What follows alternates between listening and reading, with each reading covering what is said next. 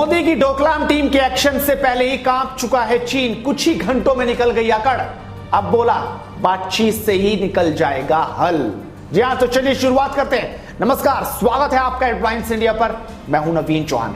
भारत चीन के बीच बने तनाव को खत्म करने के लिए मोदी की डोकलाम टीम तैयार है। विवाद को डोकलाम स्टाइल में सुलझाने की कोशिश की जाएगी। एक तरफ सीमा पर सेना लड़ रहेगी और साथ ही साथ दूसरी ओर शांतिपूर्ण तरीके से बातचीत की जाएगी। भारत की शानदार टीम देखकर अब घबरा गया है चीन। बोला बातचीत से हल निकल सकता है। उसका विदेश मंत्रालय जो कह रहा है, सबसे पहले उस पर नजर डालते हैं। चीन ने कहा कि भारत के साथ सीमा पर स्थिति कुल मिलाकर स्थिर और नियंत्रण में है और दोनों ही देशों के पास बातचीत और परामर्श के माध्यम से मुद्दों को हल करने के लिए उचित तंत्र और संचार माध्यम है। विदेश मंत्रालय के प्रवक्ता की ये टिप्पणी एलएसी पर भारत और चीनी सैनिकों के बीच जारी गतिरोध की पृष्ठभूमि में आई है। प्रधानमंत्री नरेंद्र मोदी की डोकलाम टीम इसका नेतृत्व करेगी। एनएसए अजीत डोभाल, विदेश मंत्री एस जयशंकर और chief of defence staff Vipin Rawat इस टीम का हिस्सा होंगे। आपको मालूम होना चाहिए कि 2017 में जयशंकर विदेश सचिव थे और विपिन रावत आर्मी चीफ थे। मोदी डॉक्ट्रिन के तहत यह सुनिश्चित किया जाएगा कि गोली चलने की नौबत ना आए, लेकिन एलएसी का स्टेट बना रहे।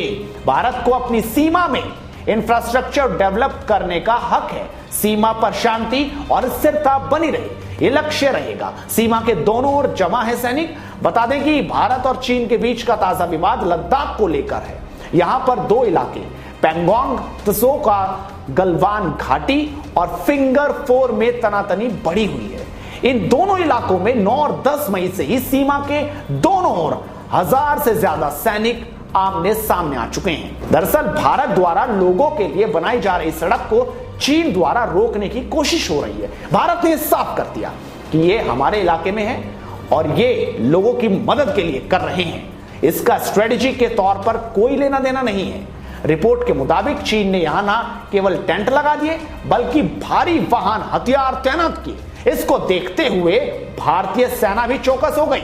ऐसे में भारत भी किसी भी हाल में पीछे हटने को तैयार नहीं है और लगातार भारतीय सैनिक वहां डटे हुए हैं। लगातार ट्रक वहां पहुंच रहे हैं। यानी हम अपनी सड़क भी बनाएंगे, पीछे नहीं हटेंगे।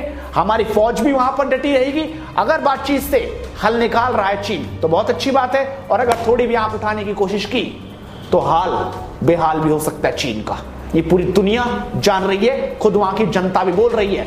वहां की जनता ये कह रही है कि भारत में ताकत है। आइए दिखाते हैं एक दो जो चाइनीज लोग बात कर रहे हैं वो क्या कह रहे हैं। क्या इन दोनों देशों के बीच लड़ाई एक सहारा रह गया है? शांति से बैठकर भी बात हो सकती है। किसी का खून क्यों बहाना? दोनों देशों की ताकत एक समान है।